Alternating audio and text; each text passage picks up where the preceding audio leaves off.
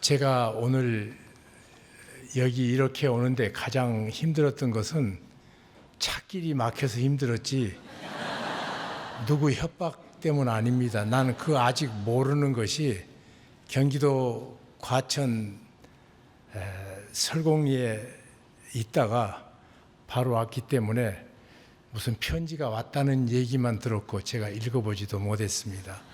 그러나 뭐 그거 별로 중요한 일이 아니리라 생각됩니다. 오늘 여러분 앞에 선 것은 제가 어떻게 되다 보니까 요 근래에 교회가 참 어려운 형편에 처한 몇 교회들 가까이 있고 가서 돌보고 또 말씀으로 인도를 해보면서 이 교회도 이 말씀이 필요하겠다 이런 생각이 들었습니다. 대부분 사람들은 편이 갈라져서 서로 다툼이 있으면 하나님의 진리의 말씀을 내게 가르쳐 달라고 말하지 않고 우리 편 되게 해달라고 그럽니다.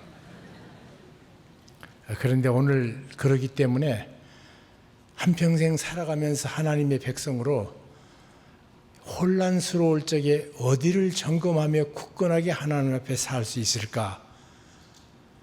어떻게 하면 주님 만나는 날 생애의 가장 영광스러운 날로 주님 앞에 설 수 있을까 하는 문제를 중심으로 말씀드리고자 합니다. 자동차가 고장납니다. 그러면 본네트를 열고 세 가지를 점검합니다. 첫째로 엔진 부분이 잘못된 것 없는가? 기계적인 부분이 잘못된 것이 없는가? 또 전기 배선이 잘못되지 않았는가? 이렇게 세 곳을 점검해 보면 차가 어디가 잘못된 줄 압니다. 그런데 우리의 인생도 세 부분을 늘 살펴봐야 됩니다. 첫 번째로 살펴봐야 될 것은 하나님과 나 사이에 바른 관계에 서 있는가. 오늘도 내가 마음이 청결해서 하나님을 보고 있는가. 이 마음, 하나님이 보시는 것은 마음이거든요. 내가 어느 학교 나왔는지, 돈이 얼마인지, 그리고 사회적인 신분이 어떻는지, 어떤 능력을 가졌는지 하나님은 그딴 것 안 봅니다. 하나님이 보시는 것은 내 마음입니다. 여호와 온 땅을 두루 감찰하사 전심으로 하나님 앞에 나오는 자를 기뻐 찾으신다고 말했습니다. 하나님께서 찾으셨습니다. 누구를 찾았습니까? 한 소년, 앞으로 이스라엘 왕 될 다윗을 하나님이 찾으러 갔을 때였습니다. 사무엘 선지가 이새의 집에 갔습니다. 하나님 명령 따라서 첫째 아들, 둘째 아들, 셋째 아들, 일곱째 아들을 다 보냈는데 첫째 아들 서가지고 이 아들에게 내가 기름 부어 줘야겠다 그랬더니 하나님께서 하시는 말씀이 사람은 외모로 판단하거니와 나 여호와는 중심을 본다, 마음을 본다. 여러분, 마음을 본다는 말이 얼마나 엄청난 말인 줄 아십니까? 사람들은 나를 볼 적에 내 소유 봅니다. 나를 볼 적에 내 건강을 봅니다. 내 미모를 봅니다. 내 영향력을 봅니다. 내가 가진 이상한 탤런트를 봅니다. 하나님은 그딴 것 안 봅니다. 하나님은 나만 봅니다. 나만, 내 마음이에요. 하나님만이 당신을 통째로 좋아하시고 통째로 관심을 가지시고 통째로 당신 영혼만을 보십니다.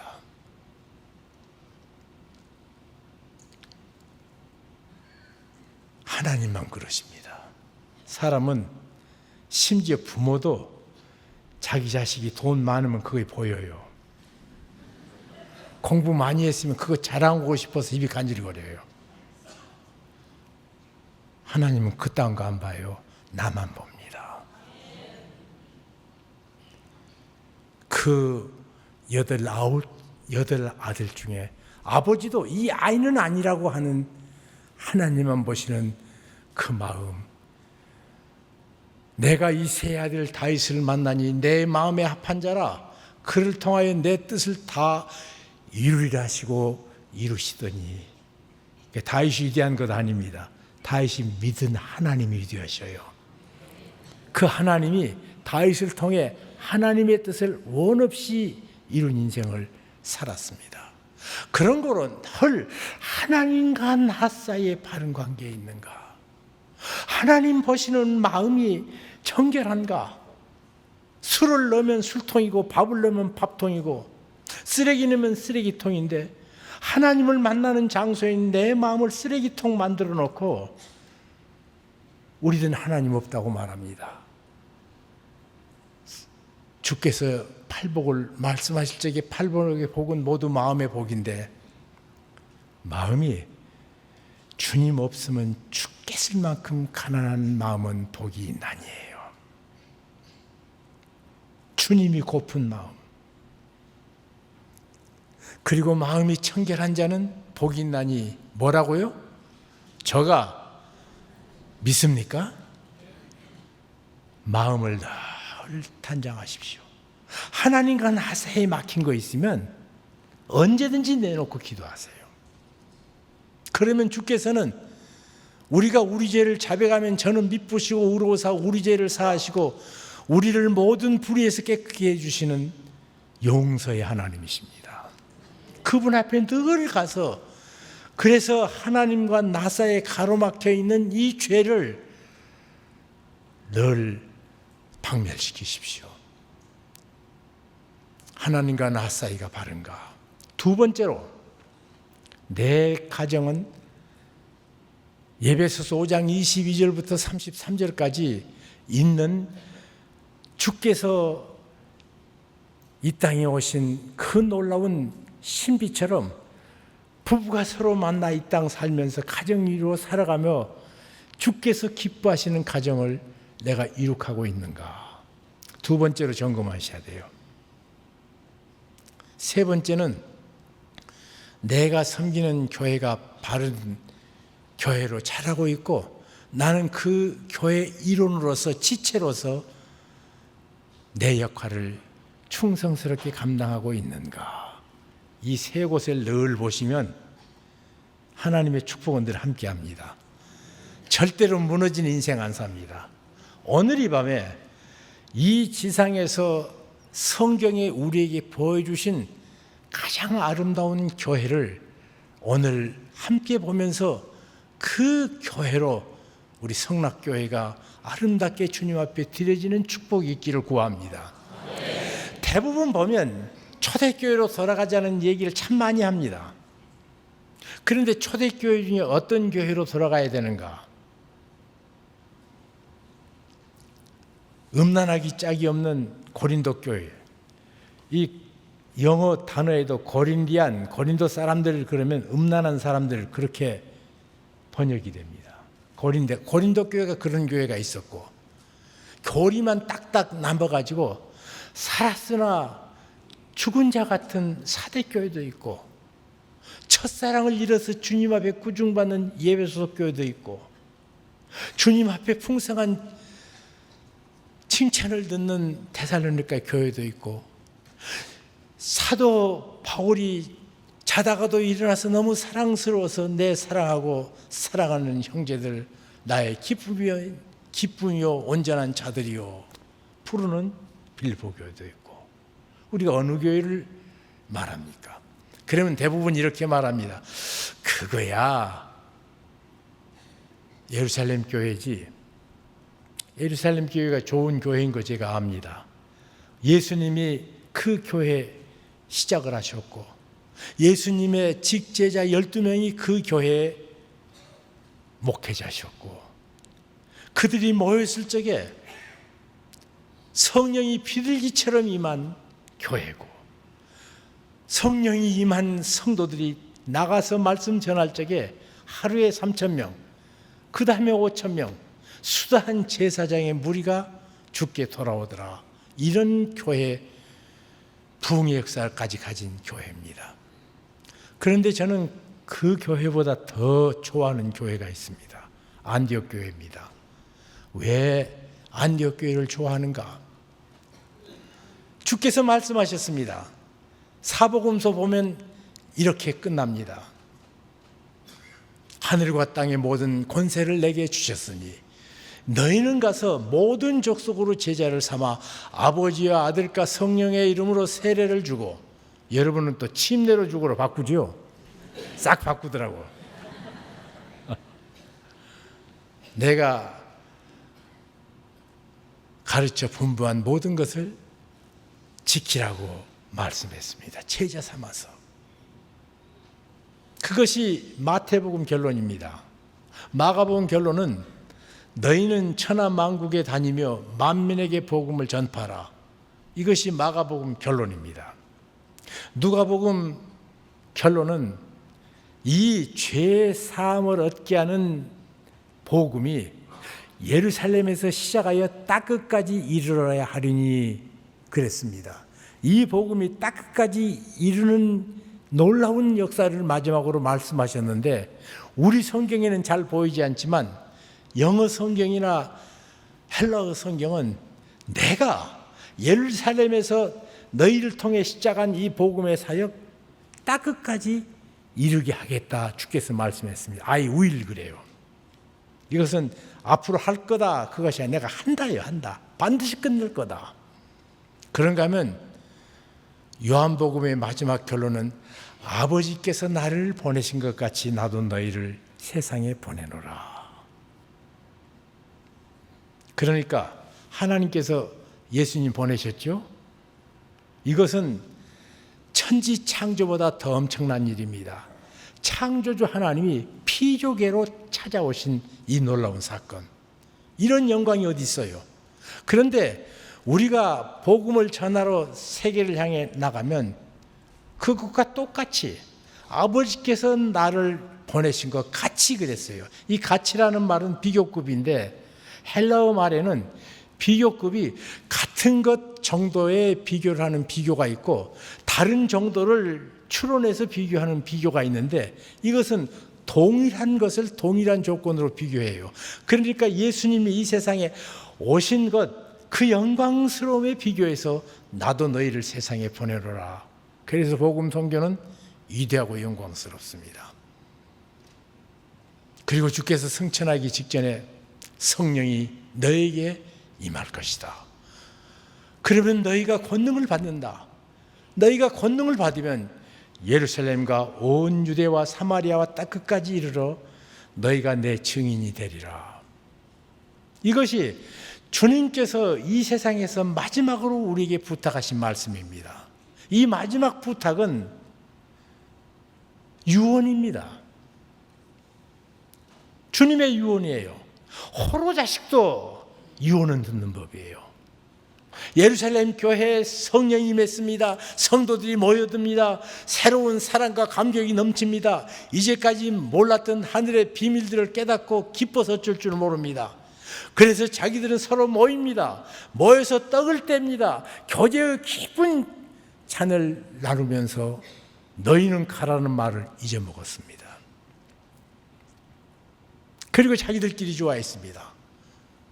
그랬더니 하나님께서 안 나가니까 내보내시는 사건, 스데반의 일로 엄청난 핍박이 임합니다. 그 핍박이 임하자 할 수 없이 사도들 위에는 산지사방으로 흩어졌는데, 주께서 가라는 것을 불순종할 적에 억지로 떠나는 피란민들, 그들로 인해서 복음이 주의 말씀 따라 너희는 가서 모든 족속으로 제자를 삼으라는 선교 명령이 시행되기 시작합니다. 그래서 예루살렘 교회는 주님의 가장 큰 축복을 많이 누렸는데 가장 중요한 명령에 대해서 너무 좋으니까, 너무 기쁘니까, 그리고 아직 우리는 때가 안 됐다고 해서 순종 안 했기 때문에 핍박으로 그들은 억지 순종으로 세계 선교를 시작합니다. 그 결과로 이곳저곳 복음을 전하던 그 장소 중에 하나가 안디옥입니다. 안디옥에 예수 믿는 사람들이 자기 정든 고향을, 그리고 거기에 모든 기득권을, 물질적인 손해를, 인간적인 말로 당할 수 없는 그 고통을 감내하면서 예수님 한번 잘 믿고 싶어서 떠났던 그들이 바로 모인 교회가 안디옥에서 모여서 교회를 이루었는데, 이 교회가 신구약 전체를 통해서 가장 아름다운 교회의 모습으로 우리 앞에 펼쳐져 보입니다. 교회는 이래라가 아니라 이렇게 살았던 교회. 이 교회의 시작은 이름도 빛도 없는 사람입니다. 사도들이 세우지 않았습니다. 이 교회는 교사들이 세우지 않았습니다. 이름도 빛도 없는 평신도들이 쫓겨가가지고 거기서 모일 적에 성령님께서 함께 하셔서 그 교회를 흥왕시킨 교회. 그러니까 이 교회의 시작은 다른 것이 아니라 환난으로 그 신앙이 입증된 성도들이 모여서 이룩한 교회입니다. 교회, 그것은 예배당 아닙니다. 교회는 멋진 시스템도 아닙니다. 교회는 하나님께서 불러내신 사람들의 모임이 바로 교회입니다.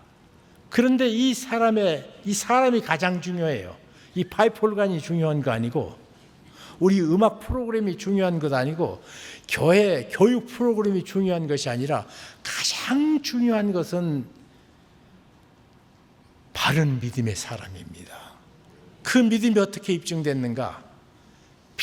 환난 중에 예수 믿으면 형통하고, 예수 믿으면 병 낫고, 예수 믿으면 부자 되고, 예수 믿으면 승진하고. 그거 예수 안 믿어도 그렇게 돼요. 일본의 창가케라는 나무호랭게이교는 일본의 가장 큰 창가케라는 것이 한 2,000만 부 그 신문을 찍어냅니다. 아사히 신문도 뭐 지금 100만 부도 못 나가는데 그것만 그렇게 많이 나갑니다. 근데 그 나무호랭게이교 그 회본데 그렇게 매일 나가요.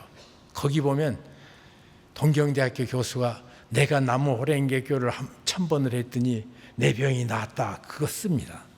그리고 내가 어려웠을 적에 나무호랭게교를 하루에 1,000번씩 했더니 내 사업이 이렇게 잘 됐다, 밤낮 그런 간증으로만. 그래서 그 간증 속에 사람들이 그렇게 삽니다. 그건 정직하게 생각해 보십시다.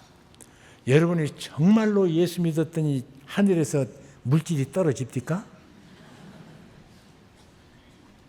하나님이 그딴 시시한 것 우리에게 주시고 끝내지 않습니다.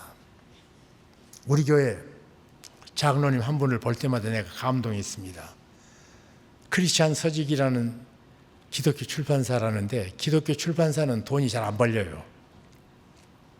정말 영세계였습니다. 그런데 그분이 믿음으로 참 정직하게 크리스찬 출판을 했는데, 그분이 성도들을 돕기 위해서 마지막으로 재판에 져가지고 공매에 나와서 집 쫓겨나가는 성도들의 집을 대신 사주고, 그 성도들의 가정이 살면 그 가정 전세금이라도 줘서 새로 살게 해주고, 그런 장로님이세요. 그런데 그렇게 해서 사놓은 부동산이 엄청 올라가지고 굉장히 돈이 많아졌습니다. 또 그분이 자기 돈에 대해서는 철저히 하여튼 구두쇠예요. 그런데 이 친구가 나보고 창조문예라는 잡지를 내겠다고 그래요. 그래서 내가 내지 말라고 그랬습니다. 두란노 하용조 목사가 두란노 소원을 만들어 놓고 6개월 됐다가, 형님 내가 몸이 아파서 쉬어야겠다고, 그래서 내가 두란노 서원을 3년을 한 목사 없는 채 제가 이끌어간 때가 있었습니다. 그때 다른 것보다 가장 어려웠던 것은 빛과 소금이라는 잡지예요. 해보니까요, 세상에 빌어먹을 것은 월간지예요. 그 달에 안 팔리면 팔리지도 않아. 그러죠? 또 이거 매달 해야 됩니다. 주제를 만들어가지고 책을 내는데 원고가 안 들어와. 애가 탑니다. 또 원고가 들어왔어. 보니까 전체 주제하고 안 맞아. 그래서 교수님, 글자를 몇 자 조금 고쳐줬으면 좋겠습니다. 그러니까 이분들이 하는 말이 내 글은 1.1획도 못 고쳐 그래요. 1.1획 못 고치는 책이 있지. 이렇게 오만한 사람들이 세상에 많아요. 하나님 되고 싶은 사람이 세상에 참 많아. 내가 3년을 해보고 나서 세상에 못할 것은 월간 잡지라고 생각했습니다. 그런데 그것도 문학가들 모이니까 독자도 없는 월간 문해라는 책을 만들기래요. 제가 하지 말라고 그랬습니다. 또 제 말을 잘 듣기 때문에 안 해요. 계속 하나 나와요. 그래서 한번 그러면 해봐라. 5번째 나온 다음에 불러가지고 한 달에 한 1,500만 원, 2천만 원 깨지지. 그러니까 그렇대요. 이거 당신이 주님 오실 때까지 내면 주님 오실 때까지 적자 계속된다고 공가를 쳤습니다. 귀 씩 웃더니 가더니요. 지금 23년째입니다. 10주년 기념식에 제가 가서 이렇게 축하했습니다. 우리 임장로 참 복된 장로라고. 내가 이렇게 반대했는데 우리 임장로 너무나 하나님 앞에 감사한 것은 돈보다 더 귀한 가치를 붙잡고 살기에 하나님 앞에 찬송한다고, 감사한다고. 왜 기독교가 기껏 돈이냔 말이에요. 돈보다 더 귀한 가치가 얼마나 많은데 한국 기독교가 기복신앙으로 물질 이하의 종교를 만들었습니다. 그 마음에 하나님의 백성이 이 땅을 살면서 예수 믿는 것이 너무 좋아서 손해도 보고 예수 믿는 것이 너무 기뻐서 억울한 일을 당해도 기쁨으로 일어서고 예수 그리스도의 위로가 너무 커서 어떤 슬픔도 내가 이기고 이것이 신앙이지. 진짜로 있으면 좋습니다. 돈. 그러나 없어도 우리 주님이 계시잖아요. 그 주님은 어떤 분입니까? 여호와 나의 목자시니 내가 믿습니까? 네. 노래만 하면 뭐예요? 외우기만 하면 뭐예요? 그것이 내 삶의 실제야지. 이 안디옥 교회 신앙의 씨앗인 성도들은 핍박 속에서 그 신앙이 입증된 성도들이 세운 교회입니다. 좋은 씨앗이에요. 씨앗이 좋아야 나무도 잘 자라고 씨앗이 좋아야 채소도 멋지게 자라고 품종이 달라야 돼요. 그의 신앙이 진짜인지 가짜인지 핍박이 입증되어서 그것 때문에 예수 믿었기 때문에 억울하게 집을 떠나고 정다운 사람 얼굴도 외면당하고 새로운 곳에 가서 이구박 저렇게 밀리고 그러면서도 오직 예수. 안디옥 교회의 시작은 바로 여기였습니다. 두 번째로 이 교회의 두 번째는 저들에게는 세상을 바꿀 확실한 메시지가 있었습니다. 이 사람들이 이제까지는 유대인에게만 산지 사방으로 흩어진 피난민들이 복음을 전했는데 안디옥에 이르러서 드디어 이방인에게도 주 예수를 전하니 그랬습니다. 주 예수를. 그때까지 흩어지면서도 주께서 온 세상 모든 족속에게 복음을 전하라고 그랬는데 어디 가서도 자기 종족들에게만 복음을 전했어요. 안디옥에서 주 예수를 전파하되 이방인에게도 최초로 복음을 전했습니다. 자석이 움직이는 곳에 쇠붙이가 따라가듯이 예수 그리스도가 높아지고 예수 그리스도가 증거되고 예수 그리스도가 온전히 영광을 받으면 영혼이 움직입니다. 예수 그리스도 사람 아닙니다. 목사 아닙니다. 교회 처음 시작한 최고 공로자 장로 아닙니다. 예수 그리스도 나의 죄를 구속하셔서 대신 십자가에 죽으신 우리 주 예수 그리스도, 그분이 전파되고 그분이 나타나고 그분이 증거되고, 며칠 후에 성도 가운데 암으로 세상을 떠나는 사람이 있는데 그 사람에게 내가 해줄 수 있는 가장 최대의 선물은 예수 그리스도입니다. 그리스도 안에서 새롭게 소생하는 인생으로 주님 품에 안기는 영광을 볼 때마다 내가 어쩌다가 목사 돼서 이 영광을 보는가. 예수 그리스도. 교회에서 예수님보다 건물이 드러나고 자기 조직이 드러나고 목사의 명성이 드러나고, 제가 참 거부한 것 중에 하나는 저를 소개할 적에 제 직함을 다 말하는 거 싫어요. 그게 무슨 소용이 있어. 내가 복음 전하는데, 오늘 여기 와서 말씀 전하는데 이분이 어느 학교 나갔고 무슨 일을 했고 이게 무슨 의미가 있어요. 예수 그리스도가 전파되고 증거되는가 아닌가. 귀신도 이 자리에 서면 안 돼요. 예수 그리스도, 오로지 예수 그리스도. 주 예수를 전파하니 분명한 메시지, 세상을 놀래키는 메시지. 정말 한국교회가 다시 살아날 수 있느냐는 수많은 질문을 받습니다. 살아날 수 있습니다. 어떻게 살아나는가? 예수 전하면 됩니다. 예수님께 영광 돌리면 됩니다. 예수님 말씀대로 살면 됩니다. 그 외에는 다른 약 없습니다. 후배들이 내게 쫓아와서 목사님 어떻게 하면 목회 잘해요? 그러면 아무개 목사 예수 잘 믿어. 예수 안 믿는 목사들이 참 많습니다.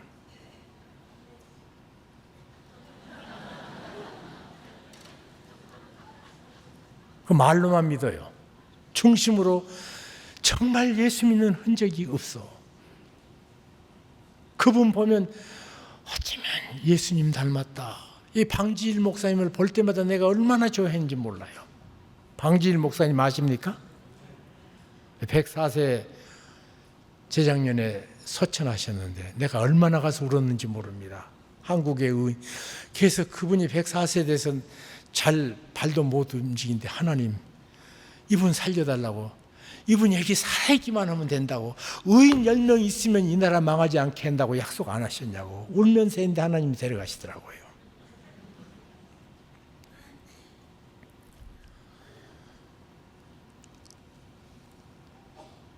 주 예수, 그분이 전파되는 곳에 사망 권세는 무너집니다.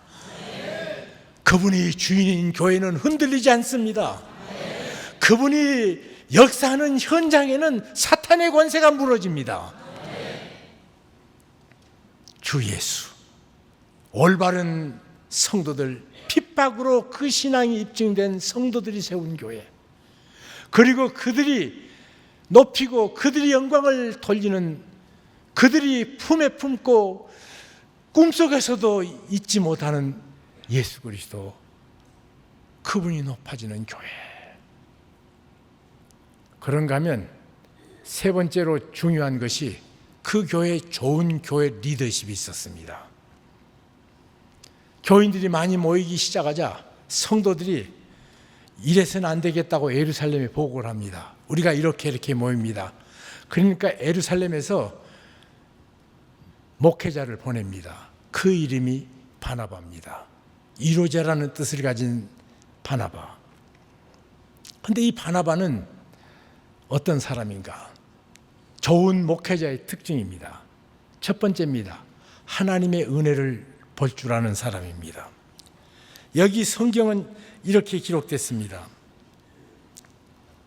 예루살렘 교회가 이 사람들의 소문을 듣고 바나바를 안디옥까지 보내니 그가 이르러 하나님의 은혜를 보고 기뻐하며 모든 사람에게 굳은 마음으로 주와 함께 머물러 있으라 권하니. 그가 안디옥에 가서 뭘 보는가? 하나님의 은혜를 볼 줄 아는 사람이었습니다. 안디옥 교회에서 다른 것 보지 않고 그 교회에 임하신 하나님의 은혜를 받습니다. 그러면 하나님의 은혜가 빨갛을까요? 파랄까요? 노랄까요? 회색일까요? 그 은혜가 모납니까? 둥굽니까?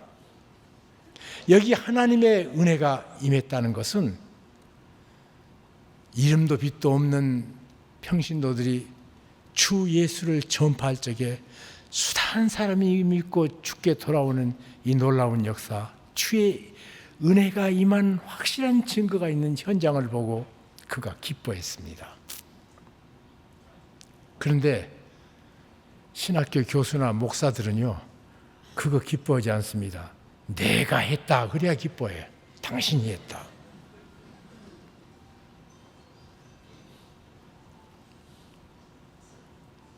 그래서 새로 어느 교회에 부임하면 여러분 이제까지 이것은 이렇게 배웠죠? 그런데 그건 다 엉터리고 나는 이렇게 가르친다고 꼭 그렇게 얘기합니다. 이제까지 한국교회는 이렇게 가르쳤죠? 그런데 그거 아니고 이거라고. 그 속에 이미 주께서 역사하신 은혜는 멸시합니다. 이미 주신 은혜는 놓쳐버리고 자기가 뭘 새로 하는 것처럼.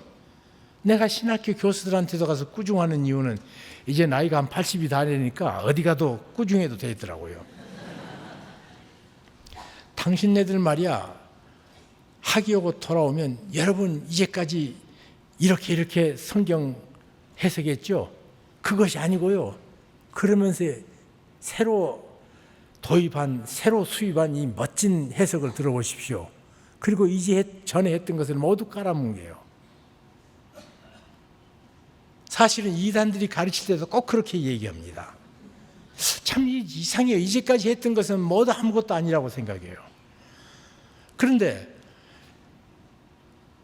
바나바는 그곳에 와서 자기가 뭘 해야 될 것인가가 아니라 하나님께서 이미 역사하시고 주님께서 함께 하시는 놀라운 은혜, 평신도들이 열심히 복음을 전파할 적에 이방인들이 회개하고 돌아오는 그 영광의 모습을 보고 주의 은혜를 보고, 그리고 나서 너희들 지금까지 했던 것처럼 주님께 붙어 있어라. 내가 아니라 주님이다.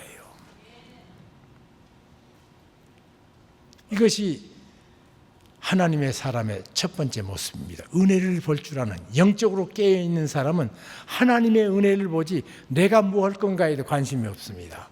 하나님께서 어떻게 역사하시는가 얼마나 신납니까? 날마다 기적이지 뭐, 주께서 행하시는 일은. 그리고 이 사람은 착한 사람이요 그랬습니다. 우리 하나님, 그의 선하심과 인자심은 영원함이로다. 시편에 계속 내어가신 하나님에게는 그 본질이 착함입니다. 선함입니다. 그리고 예배소 2장 10절에 하나님께서 우리를 흑암의 권세에서 불러내시사 이 선한 일을 열심하는 하나님의 친백성으로 삼으셨다고 말합니다. 그러니까 하나님의 백성들이, 하나님 사람들은, 우리 아버지가 누구죠? 하나님의 아버지 되심을 믿습니까? 확실합니까? 하나님, 선하신 하나님이십니다. 그러면 자식은 싸놓아야 되겠어요?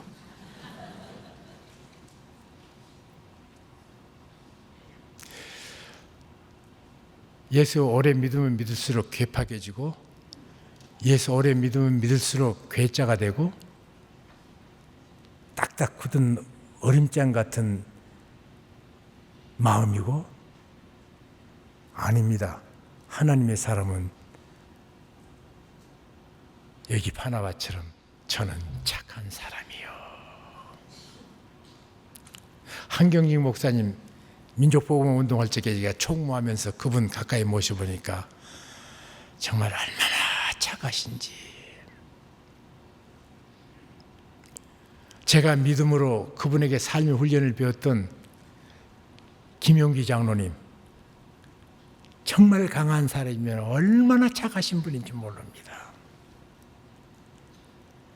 예수 오래 믿으면 세월을 두고 더 착해져야 됩니다. 예수 믿는 괴팍한 것, 그 예수 믿으면서 화 잘 내는 것 회개하세요. 화내는 것은 남을 멸시할 적에 하는 행동입니다. 예수 믿으면 우리 주님처럼 착해져야죠. 근데 바나바가 착한 사람이었습니다. 그런가 하면 성령과 믿음에 충만한 자요. 이 말씀은 성령의 인도하심에 민감하게 믿음으로 순종한다는 뜻이 담겼습니다. 내 욕심이 있고 내 뜻이 있고 내 결심이 있습니다. 그것을 내세우지 않고 성령과 믿음에 충만한 자라. 성령께서 인도하심에 예민하게 반응합니다. 어느 날 기도할 적에 내 마음의 죄악을 성령께서 지적하시면 그 자리에 무릎 꿇고 회개하십시오. 어떤 때 사랑하는 한 형제가 너무 힘들 적에 내 전대에 돈 들어있는 거 생각하면 어떻게 도울까를, 그 마음을 소멸시키지 말고 키워보세요. 성령을 소멸하지 말라. 성령께서 마음에 역사하시는데 우리들은 그걸 끊어버린단 말이에요. 근데 성령과 믿음에 충만한 자는 성령의 인도하심에 민감하게 반응하고 믿음으로 굳건히 그것을 지켜나가는 사람입니다. 스데반이 그랬고 여기 바나바가 그랬습니다. 그런가 하면 이 사람은 사람과 함께 일할 줄 아는 사람이었습니다. 여러분, 신앙 인격이라는 것은 하나님 앞에서 내가 단독자로 자라지 않습니다. 신앙 인격은 하나님 앞에서 이웃 형제들과 사람과 사람의 부딪힘 속에서 자라는 것이 인격입니다. 그래서 독불 장군은 something wrong이에요. 뭔가 잘못된 거예요. 다른 사람과 교제 못하는 것 안 됩니다. 제가 평생에 가장 크게 큰 축복으로 여기는 것 중에 하나가 내 친구가 죽고 못 살도록 그러다가 두 놈은 먼저 갔어요. 제가 1965년에 예수 믿었는데 66년에 재수생이었던 하영조 또 김지철 이 제자들을 제일 처음 만나서 교제했습니다. 그래서 한 목사하고는 목회를 같이 하면서 김지철 목사는 학교 교수로 가니까 같이 교제를 했는데 67년에 내가 총신을 들어갔더니 68년에 나보다 1년 늦게 오카눔이라는 청년이 다음에 학교 입학했습니다. 그때부터 알기 시작했고 69년 수원에서 농가대학 빌려서 민족복음화운동 집회를 시작할 적에 눈이 엄청 오는 날 그 동네 청년 하나가 저희 모임에 처음 와가지고 같이 손잡았는데 그 친구가 이동원이에요. 그리고는 평생을 그렇게 아름답게 교제하다가 한 사람은 9년 전에 주님 품에 안겼고 한 사람은 8년 전에 주님 품에 안겼고 이동원 목사하고 제 둘이 남았습니다. 얼마나 참 감사하고 기쁘고 감격스러운지. 요즘도 참 보고 싶습니다. 한국교회가 좀 어지럽고 수산하면 이 친구들 생각이 참 많이 납니다. 그런데 제가 이 나이가 들면서 그 친구들이 보고 싶은 것, 그러다가 이제 조금 있으면 나도 곧 가지, 이제 80이 넘어가니까요. 그렇게 생각하면서도 이 땅에 있으면서 한 가지 서운한 것은 나이가 드니까 나를 꾸중하는 사람, 잘못을 잘못했다고 하는 사람이 없어요. 그러니까 내가 나이 드니까 실수도 많고 잘못 많을 텐데 나이 많으니까 아무도 말을 안 합니다. 내가 잘못했을 적에 내 잘못을 꾸중해 줄 수 있는 내 친구들이 떠난 것이 내게 큰 상실인 것 같아요. 정말 우리 목회하다가요, 대놓고 잘못한 것을 서로 지적하고 서로 훈계하고 서로 하나님 말씀으로 바로 세우려고 노력했던 이 세 친구 때문에 내가 이만큼 실수 않고 여기까지 왔습니다. 하나님께서 우리에게 교제의 축복을 이렇게 말씀하지 않아요. 우리 사도신경이라는 신앙 고백에 성도가 서로 교제하는 것과, 이것이 살아계신 하나님 앞에 신앙 고백입니다. 제가 예수 믿고 나서 하나님의 아버지시더라고요. 그걸 너무 깊이 깨닫고 난 다음에 그 다음 옆에를 보니까 주변 사람이 모두 형제고 자매였습니다. 하나님이 아버지면 우리는 뭐예요? 맞지요? 목사, 권사, 장로, 이것은 제일 뒷이름이고 첫 번째 우리 만남은 형제 자매입니다. 그래서 남서울교회를 개척하면서 나보다 무조건 나이 많으면 형님이고 누님이고 그랬어요. 우리 교회 사찰 집사가 나보다 한 살 많아서 늘 내가 형님 그랬습니다. 그랬더니 내가 실수 엄청 많이 해도 아니 내 동생이 좀 잘못했는데 봐주더라고요. 목사고 장로고 만들어서 어떻게 틀렸냐고 삿대질 할 텐데 동생이 잘하니까 넉넉하게. 그래서 교회 사이즈는 별로 적지 않은데도 불구하고 가족처럼 신앙 생활하다가 지금도 흩어져 있는 성도들과 그리고 교회들, 목회자들이 지금도 형제 교회라고 그러고 형제들끼리 서로 연합하는 모임을 계속합니다. 하나님이 아버지면 우리는 형제 자매입니다. 그것과 똑같이 참으로 건강한 신앙생활 하기 위해서는 건강한 좋은 믿음의 동지가 필요합니다. 내가 이 축복을 너무 알기 때문에 어린아이가 세상에 태어나서 처음 교회에 나오지 않습니까? 교회에 나오면 강대상에 나와가지고 내가 한 사람 한 사람 축복 기도하고 데디케이션 그 서비스 하거든요. 예배를 이제 순서를 갖는데 그때마다 기도는 똑같습니다. 천합소도 같습니다. 하나님, 이 아이가 건강하게 키가 잘 자라게 하시고 우리 예수님처럼 또 우리 예수님처럼 지혜가 충족하게 하시고 우리 예수님처럼 그 머리에 주의 은혜가 넘치게 해 주옵소서. 그리고 주님 이런 축복 주옵소서. 이 아이가 평생 살아갈 적에 좋은 믿음의 스승을 만나게 해주시고 두 번째로 이 아이에게 하나님 평생 뜻을 나눌 신앙의 동지를 주시고 사드락과 메삭과 아벳느고처럼 다윗에게 요나단 필요한 것처럼 신앙의 동지를 주시고 그리고 이 아이가 언젠가 자라서 만날 사랑하는 반려자를 지금부터 준비했다가 그날에게 잘 만나게 축복해 주옵소서. 핏덩어리를 놓고 이렇게 기도하면 웃어야 되잖아요. 킥킥킥. 모두들 아멘 아멘. 인간관계입니다. 인생은 좋은 스승 선배, 신앙의 동지, 그리고 평생 사랑할 반려, 이것만 가지면요 인생에 이보다 더 좋은 가치 있는 축복은 없습니다. 그런데 이 바나바가 그런 사람이었습니다. 얼마나 사람과 같이 일을 잘했냐면 예수 그리스도를 전하니 수다한 사람이 있고 죽게 돌아오기 시작했습니다. 많이 모였습니다.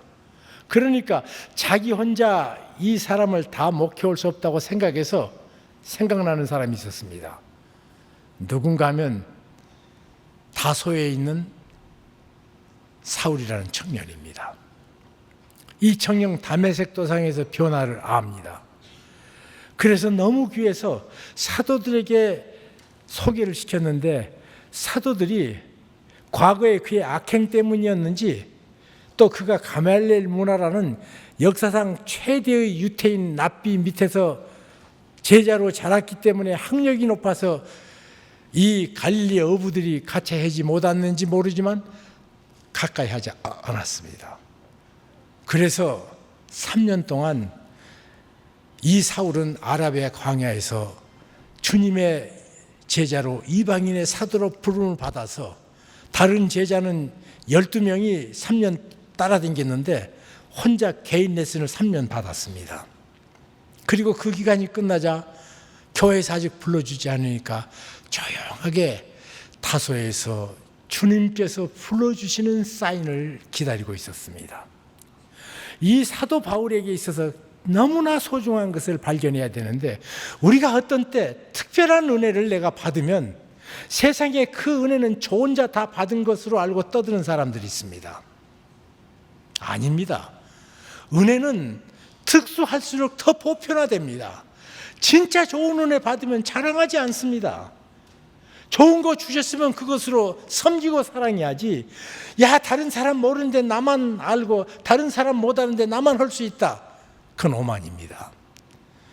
하나님의 사람 사도 바울이 다메섹 도상에서 부활하신 주님을 만난 다음에 그 주님과 함께 3년 동안 개인 특별 레슨 이방인의 사도로 훈련 받았음에도 불구하고 공교회가 인정해 주지 않으니까 다소에 가서 10년 동안 조용히 은거하고 기다리다가 때가 되매 안디옥에서 자기에게 처음 가장 친절했던 바나바가 쫓아와서 내가 이제 혼자 단독 사역지가 됐으니 함께 일하자고 같이 일합니다. 이 바울은 어떤 사람입니까? 개성이 강한 사람입니다. 사도 베드로가 외식하다가 이 바울한테 걸려가지고 꼼짝없이 몰려가지고 나중에 잘못했다고 회개합니다. 그만큼 강합니다. 대선배 앞에서도. 진리에 대해서는 그런가 하면 가말리엘 그러면요, 솔로몬 다음으로 지혜자가 누군가 탈무드라는 유태 경전을 보면 나는 이사야일까 다니엘일까 그렇게 생각했는데 탈무드에는 가말리엘이라고 그랬더라고요. 그렇게 위대한 랍비입니다. 그 랍비가 지금처럼 대학이 있어서 제자 키운 것이 아니라 같이 돌아다니는 제자 1000에 하나, 만에 하나, 10만에 하나, 100만에 하나 그 정도로 희귀하게 그의 제자가 되는데 그 제자로 자랐던 사도 바울, 그가 유태인들하고 논쟁할 적에 이렇게 말하면 꼼짝 못합니다. 야, 내가 가말리엘 문화야. 그럼 스톱. 누구든지 자기보다 실력 있고 자기보다 학력 있고 자기보다 영향력 높으면 쪼릅니다.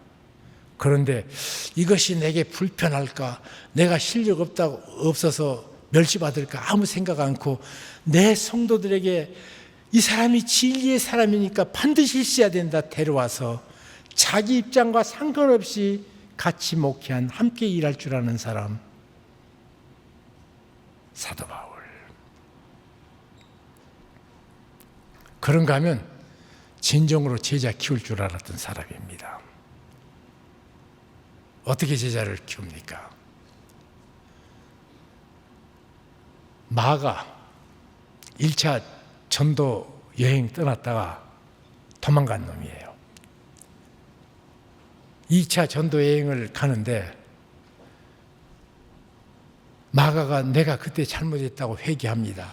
그리고 나도 같이 가게 해달라. 그러니까 바울은 저번에도 네가 도중 하차해서 우리가 얼마나 힘들었는데 안 된다.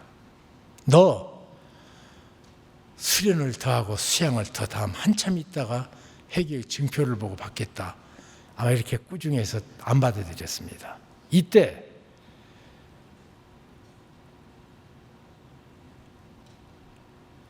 하나님의 사람 바나바는 야, 우리가 잘할 적에 실수하지 않아. 아직 어려.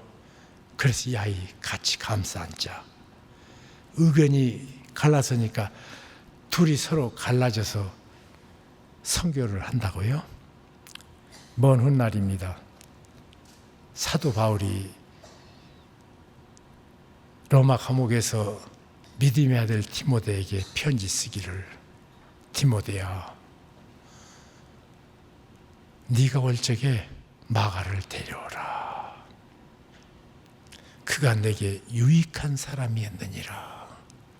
사도 바울이 필요 없다고 버린 그 사람을 그의 사랑의 품으로 키워가지고 사도 바울 가장스러운 그들의 눈에도 유익한 사람으로 바뀌었습니다. 그것으로 끝난 것 아닙니다. 사도 바울에게는 믿음의 아들이 디모데입니다. 그런데 베드로서를 보면 내 믿음의 아들 마가가 너를 문안하니라. 사도 바울의 후계자로 마가를 키워놨습니다. 그리고 사복음서에요. 막 그 사건 옆에서 일어나는 것을 그대로 초고로 기록한 것처럼 생생한 사복음이 있다면 그것이 마가복음입니다. 마치 종군 기자가 지금 막 피 튀기는 전쟁터의 고함과 함성과 비참과 또 죽음과 공포, 이것들 그 속에서 따내온 기사, 그것처럼 예수님 가장 곁에서 써놓은 것 같은 예수의 생애가 마가복음인데, 자, 마태복음은 누가 썼죠? 마태가 썼죠? 누가복음은 누가 썼죠? 누가가. 누가복음은 누가 썼을까? 누가가네요. 요한복음은? 마가복음은? 예수님의 생애를 기록한 귀한 하나님의 사람으로 키워놓을 줄 알았던 하나님의 사람.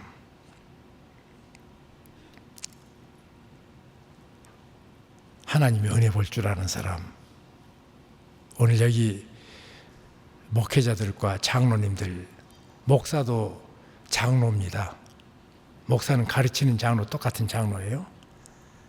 그런데 교회 리더십은 늘 생각해야 될 것, 이거 점검하세요. 내가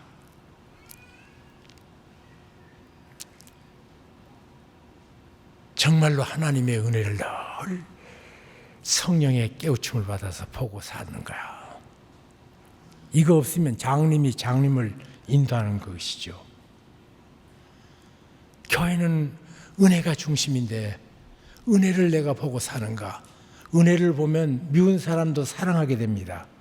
은혜를 보면 불가능한 것도 가능해집니다. 은혜를 보고 내가 살고 있는가. 두 번째는 내가 착해지고 있는가, 싸나워지고 있는가. 그렇게 말하니까 싸나운 내 마누라가 생각나서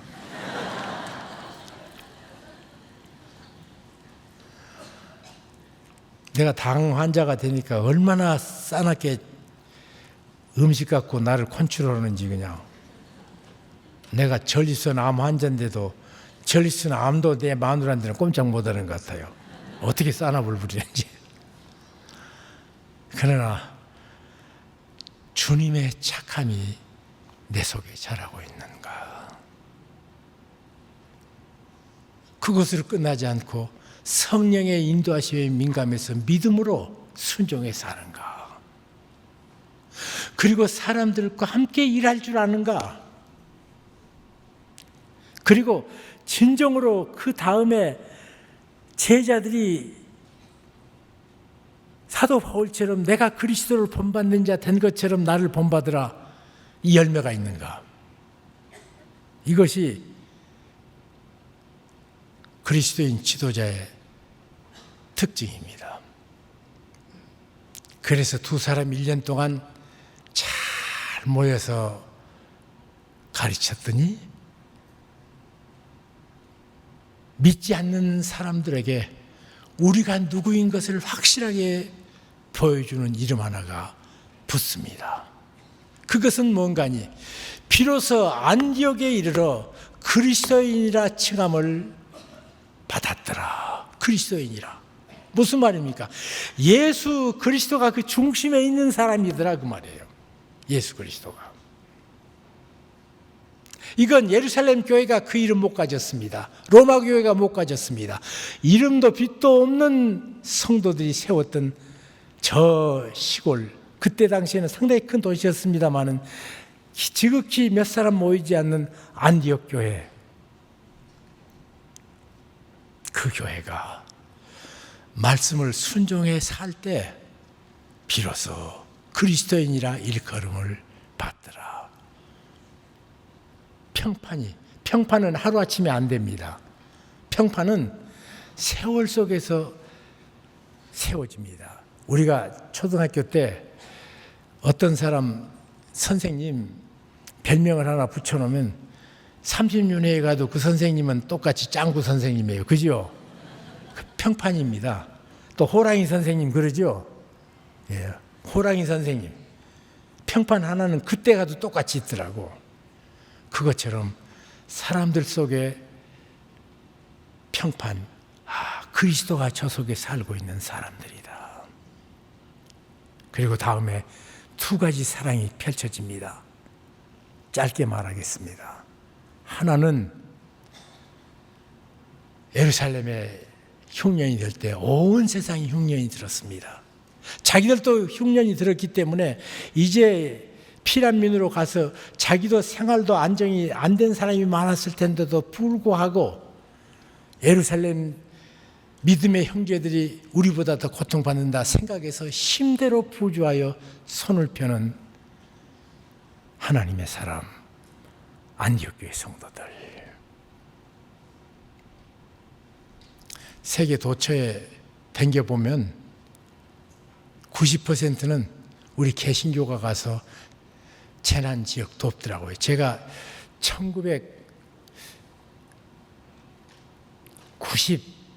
1994년인가 고베 지진에 한국 교회 대표로 어른들이 가라고 명령해서 청년 300명 데리고 고베 지진에 가서 일하기 시작하면서부터 터키 지진 그렇게 쫓아다녔습니다.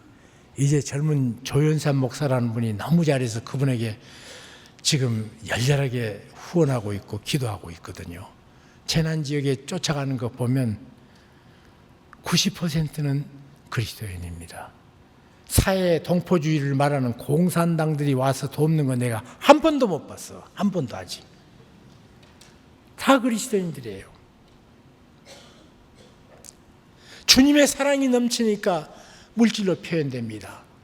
그런가 하면 13장 1절부터 3절, 12장은 그 예루살렘으로 갔다 오는 그 막간의 기간에 하나님의 사람 베드로가 감옥에서 잡혀 나왔던 얘기가 써져 있고, 그거 끝나자마자 다시 안디옥 교회가 있는데 저들이 모여서 금식하고 기도할 적에 성령께서 바울과 바나바를 따로 세우라. 세계 선교로 주께서 이방인의 사도로 부르신 사도 바울을 선교사로 파송하는 놀라운 사건이 있어서 그 교회의 순종으로 말미암아 2000년 후에 오늘 여러분과 내가 오늘 이 자리에 앉아서 우리 주님을 찬양하고 주님께 경배합니다. 세계 모든 그리스도인들은 가장 감사해야 될 교회가 바로 안디옥 교회입니다. 그들이 바울을 보내 선교사로 파송했기 때문에 복음이 전파돼서 여기까지 왔습니다. 저희가 1975년에 남서울교회가 개척했는데 76년에 100명 채 될까 말까 할 적에 태국에 선교사를 보내서 한국 교회 선교, 개교회들이 선교 파송하는 일 아마 거의 초창기가 아닌가 싶습니다. 멍사도 모르고 성경 공부하다가 선교 파송 안 하면 벼락 맞을 것 같아가지고 기도하기 시작하다가 1년 돼가지고 교회 개척해서 선교사 파송했습니다. 주신 은혜는 우리에게 늘 풍성히 넘칩니다. 주신 사랑이 넘치면 내 손이 펴져서 정말 도움이 필요한 사람에게서 주님의 도움의 손길이 되고, 내 마음에 주의 은혜가 넘치면 이 은혜 밖에 살고 있는 북녘 동포들을 생각할 적에 기도 쉴 수가 없고, 저 아프리카에 복음 전하는 걸 쉴 수가 없고, 저 무슬림 그렇게 발길로 내차도 너희는 가서 그랬기 때문에 그분 보고 오라고 하지 않고 주께서 우리 보고 가라 그랬으니 가야 되고, 이 일이 되어지더라고요. 사랑하는 성도 여러분, 여러분이 개혁은 이전의 교회의 겉모습을 바꾸는 것으로 끝내면 안 됩니다. 이리로 갑시다. 이리로. 안디옥 교회로 갑시다. 우리가 주님 앞에 언젠가는 갈 거라고요. 지금 안디옥 교회는 정말 성경을 공부하는 사람이 선교 역사를 공부하다가 눈물 흘리며 안디옥 교회에서 파송해 준 사도 바울 때문에 복음을 받게 된 것 감사합니다. 지금도 기도한다고요. 성락교회가 지금부터 선교사를 이미도 전에도 파송했겠지만 파송한 선교사들 때문에 복음을 받은 사람들이 상당히 많을 텐데, 천국에 가면 나는 보지도 또 듣지도 못했던 사람이 쫓아와서 당신이 파송한 아무개 선교사 때문에 내가 천국 오게 됐다고 나를 껴안고 얼싸안고 기뻐할 천국의 백성들이 있냐 말이에요.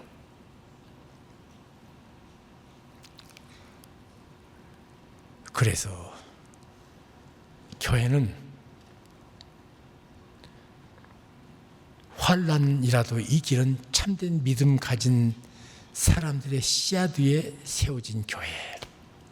예. 그 예수 믿고 복 받는다. 그것은 나무 호랭이 교회가 우리보다 100배나 잘해요.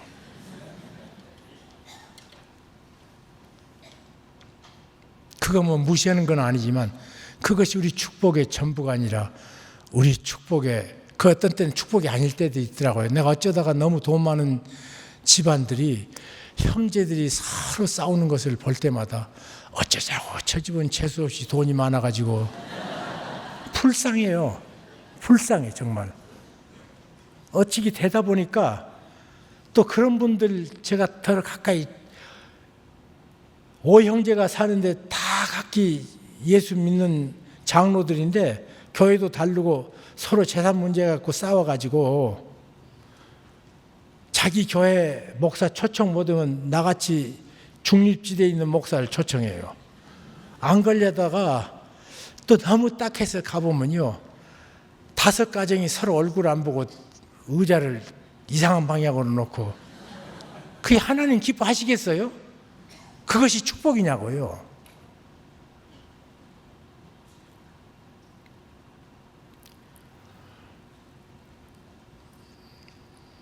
여러분이 정말로 새롭게 되고 싶다면 안디옥 교회의 특징들, 어떤 핍박이라도 견디는 참 믿음을 가진, 그 핍박을 이기는 사람을 히브리서 11장은 능히 세상이 감당치 못할 믿음이라고 그랬습니다. 이런 성도들로 자라는 교회, 그리고 이 교회에서 높아지는 분은 주님 한 분이어야 돼요. 참 목사가 될 적에 이게 굉장히 씨름해야 될 제목입니다. 목사들도 정말 주님이 높아지는 거예요, 이 교회에서. 세 번째로, 좋은 목회자가 계속 주님 오실 때까지 끊어지지 않는 교회. 그래야 우리 자손들이 축복받지요. 그렇죠? 여러분만 예수 잘 믿고 끝낼랍니까? 그리고 저들이 주의 말씀을 순종함으로 주님의 백성이라는 확실한 증표가 믿지 않는 세상에게 보여지는 교회. 비로소 안디옥에서 그리스도인이라 옛날 성경 일컬음을 받았더라. 그래서 일컬음을. 그리고 그 은혜가 넘쳐서 선이 펴져 주의 사랑의 손길이 되고, 그리고 주의 은혜가 넘쳐서 그리스도 없는 영혼을 향한 세계 선교에, 복음 증거에 헌신하는 교회.